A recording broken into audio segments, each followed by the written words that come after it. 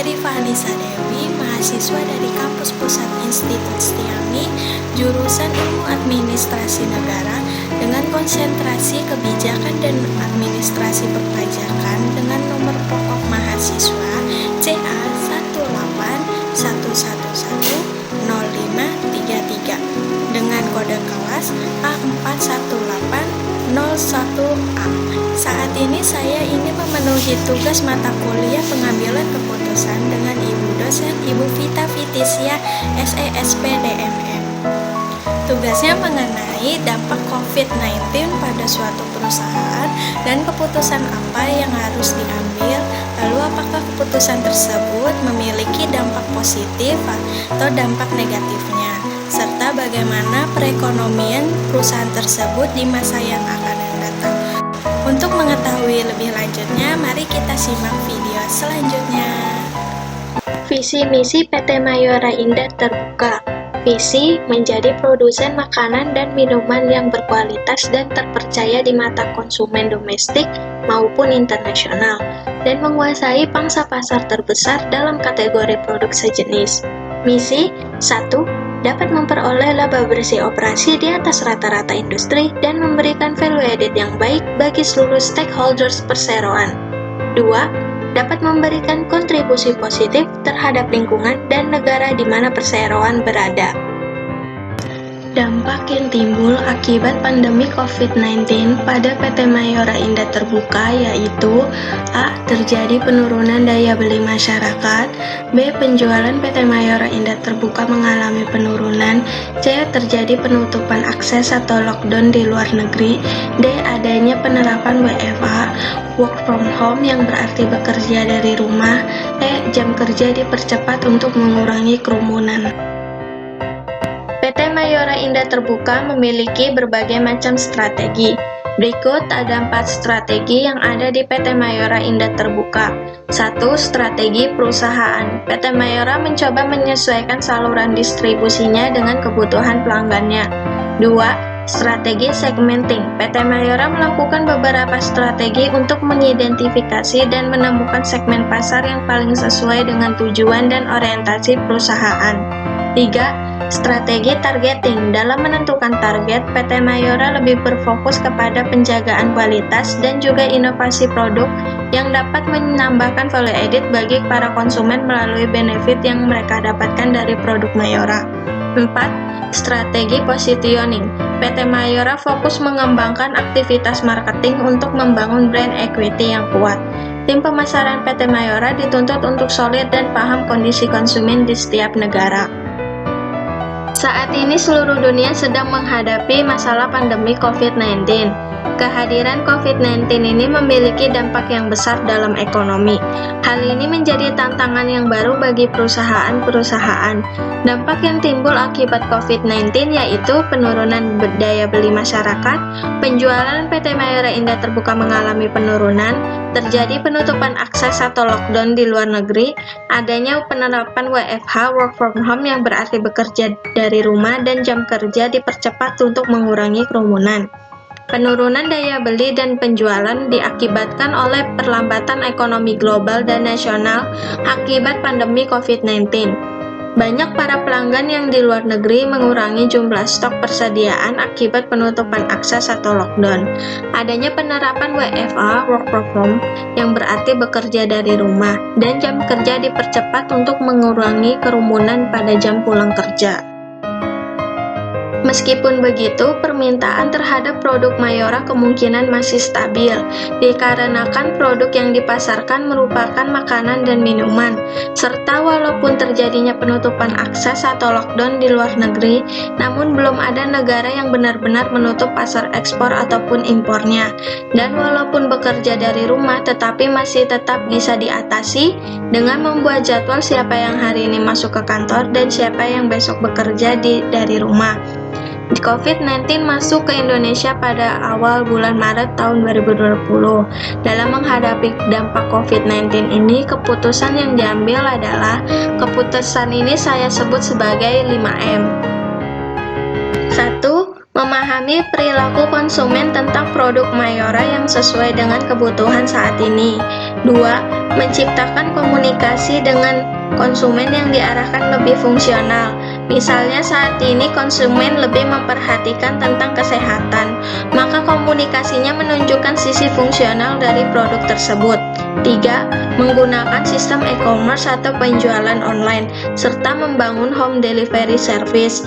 Misalnya perusahaan membuat sendiri website penjualan online-nya serta jasa pengantarnya. 4. Memastikan ketersediaan produk di pasaran seperti pabrik, pusat distribusi, titik-titik area subdistributor, dan toko-toko. 5. Mengurangi stok persediaan yang berlebihan agar tidak menumpuk di gudang atau terbuang percuma hingga menyebabkan kerugian. Dampak positif dari keputusan tersebut yaitu dengan mengikuti dan paham selera konsumen merupakan suatu cara untuk mengenal preferensi pasar di luar negeri. Oleh karena itu, perusahaan juga banyak melakukan riset di negara tujuan, baik kualitatif maupun kuantitatif.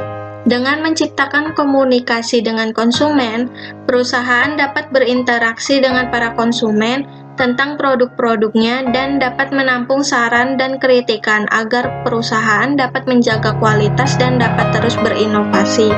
3. Dengan membangun sistem online dan menyediakan jasa pengantar ke rumah, memudahkan para konsumen untuk mendapatkan produk-produk tersebut sehingga para konsumen tidak perlu keluar rumah dan terhindar dari kerumunan.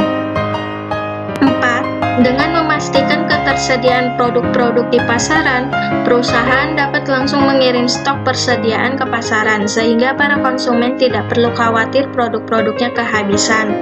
5. Dengan adanya pengurangan produksi dapat mencegah stok persediaan yang berlebihan yang dapat menumpuk di gudang sehingga mengakibatkan kerugian. Oleh sebab itu, sebelum memproduksi harus ada kepastian target produksinya. Dampak negatif dari keputusan tersebut yaitu 1. Dikarenakan sifat-sifat manusia berbeda, perusahaan harus bersabar dalam menghadapi para konsumen, terutama jika ada yang mengajukan komplain atau kritikan. 2. Pada era digital saat ini, bagian pemasaran serta pelayanan perusahaan harus menghadapi berbagai macam kemungkinan. Misalnya mungkin akan terjadi sistem error dalam waktu sebentar ataupun lama. 3. Akibat pandemi COVID-19 mengharuskan para pekerja perusahaan melakukan pekerjaannya di rumah sehingga dapat menimbulkan kurang aktif dalam mengawasi kegiatan-kegiatan seperti biasanya. PT Mayora Indah Terbuka pada awalnya merupakan sebuah industri biskuit rumah sederhana, lalu sekarang mampu berkembang dengan pesat menjadi salah satu kelompok usaha yang terintegrasi di Indonesia. PT Mayora Indah Terbuka telah menghasilkan berbagai produk berkualitas yang saat ini terkenal di dunia, seperti Kopiko, Danisa, Astor, Energen, Torabika, dan lain-lain.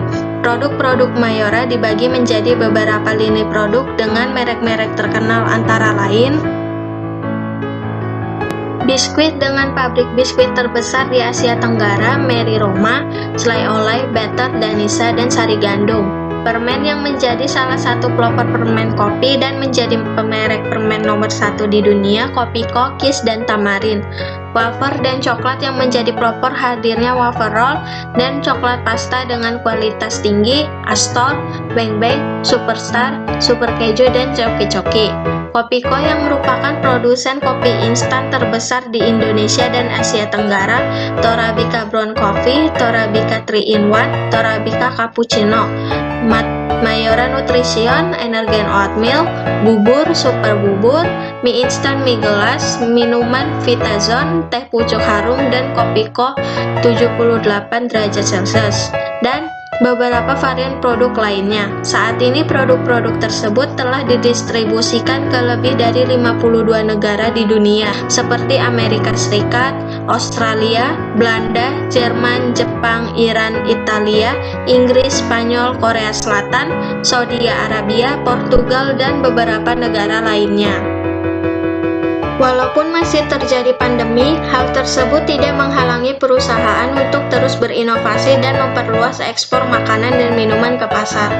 Dengan inovasi-inovasi terbaru yang dilakukan perusahaan, semakin memperkokoh posisi Mayora di pasar global. Terbukti bahwa Produk-produk Mayora tidak hanya mampu memenuhi konsumen yang ada di dalam negeri saja, namun telah menjangkau konsumen luar negeri bahkan hampir menyebar di seluruh dunia. Hasil ini dapat dicapai berkat dukungan jaringan distribusi yang kuat. Selain tersedianya fasilitas dengan sistem logistik dan pengelolaan gudang yang modern.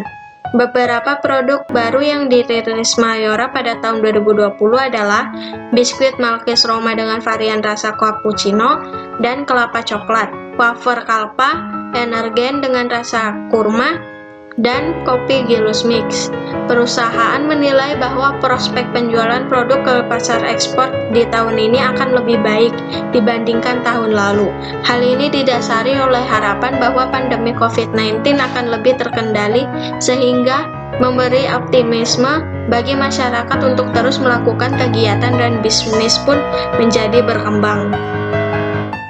Saat ini perusahaan sudah mulai menerapkan revolusi industri 4.0 di dalam lini produksinya.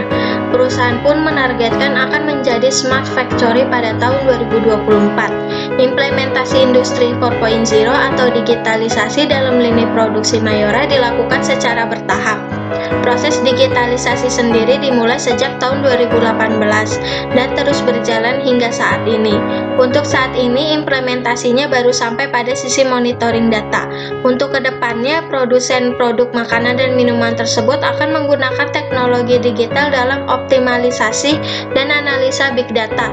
Transformasi sistem digitalisasi di Mayora baru mencapai 30%. Perusahaan saat ini memiliki sekiranya ada 25 pabrik.